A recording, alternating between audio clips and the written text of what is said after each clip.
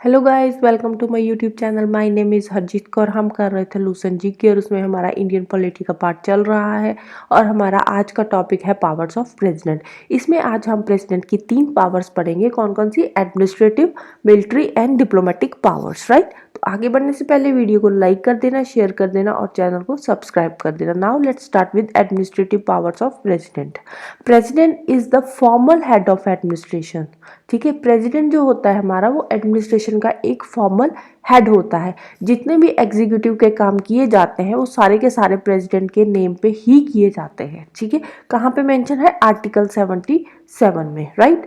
Union के जितने भी ऑफिसर्स होते हैं वो सारे के सारे प्रेसिडेंट के सबॉर्डिनेट्स होते हैं। ठीक है, वो जो भी काम करते हैं वो सारे के सारे काम पहले प्रेसिडेंट को इन्फॉर्म करके फिर किए जाते हैं। ठीक है, आर्टिकल 78 और 53 क्लॉज 1 में ये चीज़ें मेंशन की हुई है। ठीक है, और प्रेसिडेंट के पास पावर्स है कि वो जितनी भी हाई डिग्निटरीज है, ठीक है, उनको अपॉइंट भी कर सकता है और रिमूव भी कर सकता है। यहाँ तक कि जो यूपीएससी का चेयरमैन होता है, ठीक है, या यूपीएससी के जितने भी मेंबर्स होते हैं उनको भी अपॉइंट और रिमूव करने का काम प्रेसिडेंट ही करता है। इवन कि अगर आप कल को आईएएस या आईपीएस का कोई भी एग्जाम दे रहे हो, उसकी जो फाइनल लिस्ट बनती है ना आईएएस की, तो उस लिस्ट पे भी पहले प्रेसिडेंट के साइन होते हैं।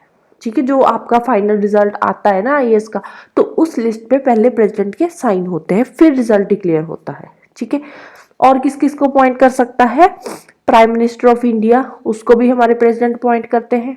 ठीक है, और जब चाहे रिमूव भी कर सकते हैं। यूनियन के बाकी के जो मिनिस्टर्स हैं उनको भी अपॉइंट कर सकते हैं, रिमूव कर सकते हैं। इंडिया का जो अटॉर्नी जनरल है उनको भी अपॉइंट और रिमूव करने का काम प्रेसिडेंट का ही होता है। ठीक है, अब जो controller and auditor general of India and chief justice and जजेस of supreme court, chief justice and जजेस of high court and chief election commissioner and election commissioner of India, ठीक है, इन चारों को प्रेसिडेंट सिर्फ और सिर्फ अपॉइंट करता है, रिमूव नहीं कर सकता।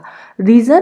क्योंकि इनका जो रिमूवल होता है ना वो स्पेशल कॉन्स्टिट्यूशनल प्रोविजन के अकॉर्डिंग ही होता है। ठीक है, वो ऐसे नहीं होता इनका जो रिमूवल होता है। ठीक है, तो इन चारों को प्रेसिडेंट सिर्फ और सिर्फ अपॉइंट करता है, रिमूव नहीं कर सकता।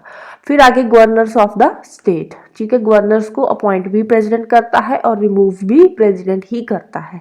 फिर आगे इंटरस्टेट काउंसिल के मेंबर हो गए, चीफ कमिश्नर्स हो गए यूटीज के, फाइनेंस कमीशन के मेंबर्स हो गए, लैंग्वेज कमीशन के मेंबर हो गए, बैकवर्ड क्लास कमीशन के मेंबर हो गए, माइनॉरिटी कमीशन के मेंबर, इंडिया के अम्बेसडर और बाकी के सारे डिप्लोमेट, इन सबको अपॉइंट हमारे प्रेसिडेंट करते हैं और रिमूव भी प्रेसिडेंट ही करते हैं। ठीक है, ये थी हमारी एडमिनिस्ट्रेटिव पावर्स। नेक्स्ट आती है हमारी military powers. President is the supreme commander of defence forces. ठीक है, जो भी डिफेंस फोर्सेस की सुप्रीम कमांड है वो हमारे प्रेसिडेंट ऑफ इंडिया के पास होती है। ठीक है, बट उसको रेगुलेट या फिर कंट्रोल कौन करता है? वो करता है पार्लियामेंट। ठीक है सॉरी, प्रेसिडेंट सिर्फ और सिर्फ सुप्रीम कमांडर होता है। ठीक है, डिफेंस फोर्सेस का सुप्रीम कमांडर है। ठीक है, बट जो भी काम होते हैं वो कौन करता है? उनको सारे जो रेगुलेट जो है सारे काम को वो पार्लियामेंट करती है। कहाँ पे मेंशन है? आर्टिकल 53 क्लॉज 2 में मेंशन है ये चीजें, राइट। नेक्स्ट है कुछ जो काम होते हैं, ठीक है, वो प्रेसिडेंट करता है, मिलिट्री के जो काम है, ठीक है, बट उसके लिए उसको पार्लियामेंट की सैंक्शन की जरूरत होती है। जैसे कि say for example expenditure of money, किसके लिए? Such as raising, training and maintenance of defence forces.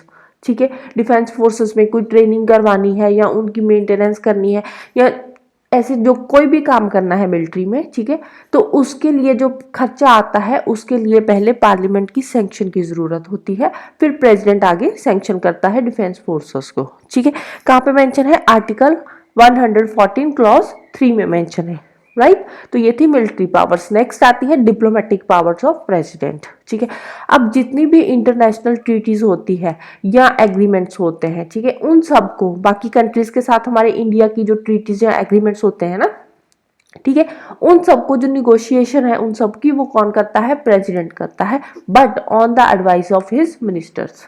ठीक है, प्रेसिडेंट के आगे मिनिस्टर्स होते हैं ना, तो वो मिनिस्टर्स की एडवाइस के साथ ही सारे काम करता है। ठीक है, आगे जब हम प्राइम मिनिस्टर पढ़ेंगे ना तो उसमें ये सारी चीजें आएगी कि प्रेसिडेंट जितने भी काम करता है with the aid and advice of ministers, prime minister headed by council of ministers.